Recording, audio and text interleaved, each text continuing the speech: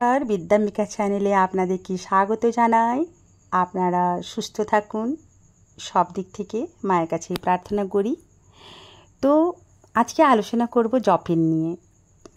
জপ বা ধ্যান আমরা যেটাই করে থাকি না কেন, যেমন আমরা নিত্যক্রিয়ার মতন প্রত্যেকদিন পুজো করে থাকি।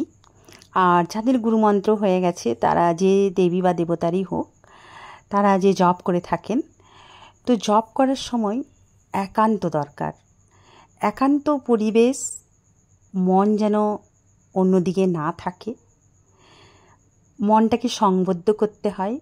আমাদের যে এই সাংসারিক কর্মে চারদিকে যে মন ছড়িয়ে থাকে, তো সেই মনকে একত্র করে নিজের অন্তর আত্মাকে জানাই হচ্ছে এই জপের পদ্ধতি। আমাদের ভেতরে যখন আমরা জপ করি, আমাদের ভেতরে অনুকম্পন হয়, ভাইব্রেশান। আমরা যে জপ করছি, আস্তে আস্তে ভেতরে ভেতরে মনে মনে যে জপ করি, আমাদের ভেতরে একটা কম্পনের সৃষ্টি হয়, যেখানে আমাদের আধ্যাত্মিক যে আমাদের আত্মা বা পরমাত্মার সঙ্গে মিলনের একটা যোগাযোগ বা একটা রাস্তা করে দেয়। তো সেই জন্য আমরা যখন জপ করি, তো অনেক সময় অনেকে দেখা যায় যে নানা রকম আজব গুজব, এইদিকে হাতের মালা চলছে, এদিকে মুখও চলছে, গল্পও চলছে, জপও চলছে। তো এভাবে হয় না। যখন যেটা করতে হয়, একেবারে মনকে সংবদ্ধ করে মাতৃচরণে সমর্পিত করে সেই মন্ত্রের যে আসল অর্থকে চিন্তা করে সেই অনর্গল সেই মন্ত্র উচ্চারণ অন্তরে করতে হয়। আর হাতে সংখ্যা রাখাটা যেমন অনেক সময় হয় যে আমি 10,000 জপ করছি, 20,000 জপ করছি, তো একটা সংখ্যার মধ্যেই চলে গেল। কিন্তু আমি যদি 10 অক্ষরও জপ করি, যেন একবারে অন্তর মন থেকে সেই কম্পন যেন সৃষ্টি হয়, তখন সে বাইরের যে পার্শ্বিক জীবনের যে কম্পন, যেটা আমরা যে প্রত্যেক সময় যে যা কিছু কর্ম করে থাকি, তখন সেটা সঙ্গে সঙ্গে দূরে ছুঁড়ে চলে যায়।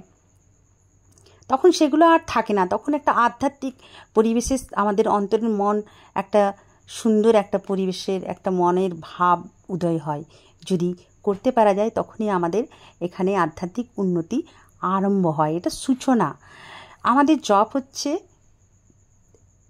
তার কাছে পৌঁছে দেবার জন্য একটা মাধ্যম, একটা সিঁড়ি। যেমন ওপর 2তলা 3তলা যাবার জন্য একটা সিঁড়ির প্রয়োজন হয়, সেরকম আমাদের মন্ত্র হচ্ছে এই সিঁড়ি। তো সেই সিঁড়ি যদি ঠিক মতন পরিপক্ক না হয়, তো ভেঙে গিয়ে আমরা নিজেরাই আবার পড়ে যাব। তো এই জন্য আমাদেরকে সেটা পরিপক্ক করার জন্য একবারে মনটা সংবদ্ধ করে জপের দিকে এগোতে হয়।